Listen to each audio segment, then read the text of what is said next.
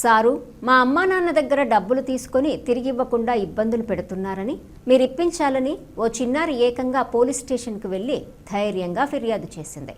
ఒక్కసారిగా పోలీసులు షాక్కు గురయ్యారు. ఈ ఘటన కడప జిల్లా కలసపాడు పోలీస్ స్టేషన్లో చోటు చేసుకుంది. కలసపాడుకు చెందిన కొండెపోగు లోహిత తన తల్లిదండ్రుల నుండి పక్కింటోళ్లు 10,000 రూపాయలు తీసుకుని తిరిగి ఇవ్వకుండా వేధిస్తూ ఇబ్బందులకు గురి చేస్తుండేవారు.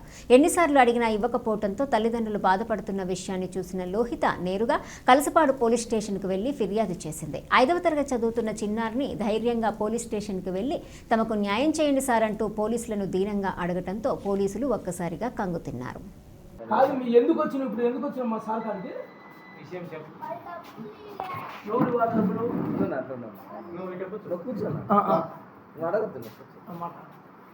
ఇప్పుడు ఎన్నో క్లాస్ నువ్వు?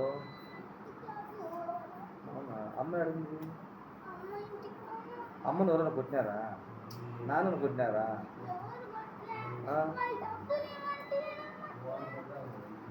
నీకేళ్ళ వాళ్ళు మరి వీడికి ఎవరు పంపినారు? నువ్వే వచ్చినావా? సరే సరే, చూపిస్తావా?